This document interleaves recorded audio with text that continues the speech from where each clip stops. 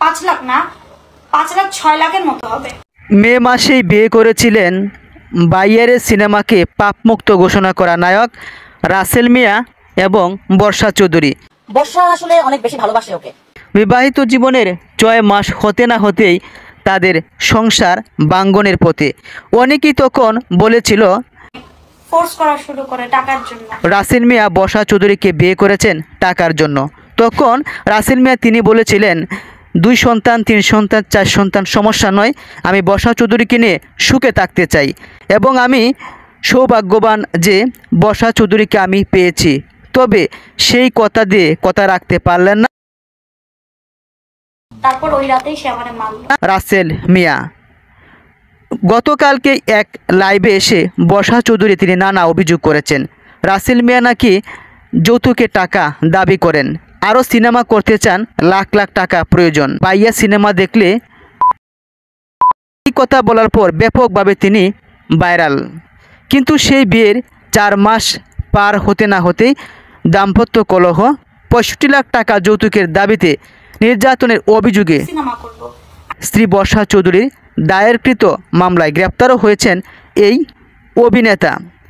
জানা গেছে যে ঢাকার সবুজবাগ থানার ভারপ্রাপ্ত কর্মকর্তা ইয়াসিন আলী তিনি বিষয়টি নিশ্চিত করেছেন। তিনি বলেছেন রাসেল মিয়াকে গ্রেপ্তারের পর আদালতে পাঠানো হয়েছে।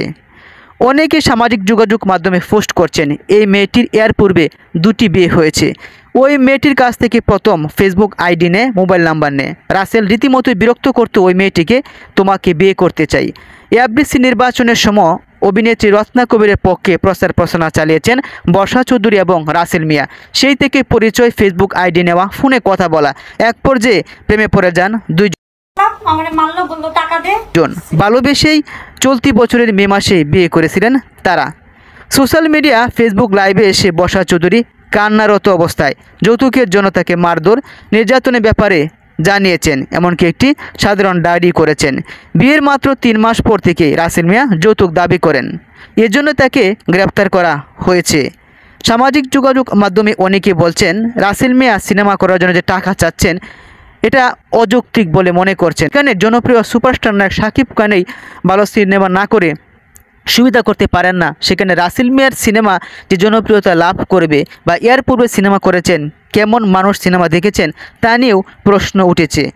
তবে সর্বশেষ তথ্য হলো এটাই, রাসেল মিয়াকে গ্রেপ্তার করা হয়েছে। অনেকেই সামাজিক যোগাযোগ মাধ্যমে মন্তব্য করছেন, ভাবছিলাম জায়েদ খান, হিরো আলম, লায়লা মামুনদের দমন করা হলে মানুষের জীবনে কিছুটা মানসিক চাপ কমে আসবে। এখন আবার নতুন করে আরেক নাটক শুরু হয়েছে। কয়েকদিন পূর্বে শুনলাম চমক, তিনি 2 বিয়ে করেছেন, একজনকে বিয়ে করেছেন, তিনি সুখী আছেন, তার সংসার আবার কখন ভেঙে যা তা নিয়েও দুশ্চিন্তায় আছে নেটিজেন এবং ভক্তরা। আমরা চাই না অভিনেত্রীদের জীবন এমন ঘটনা ঘটুক।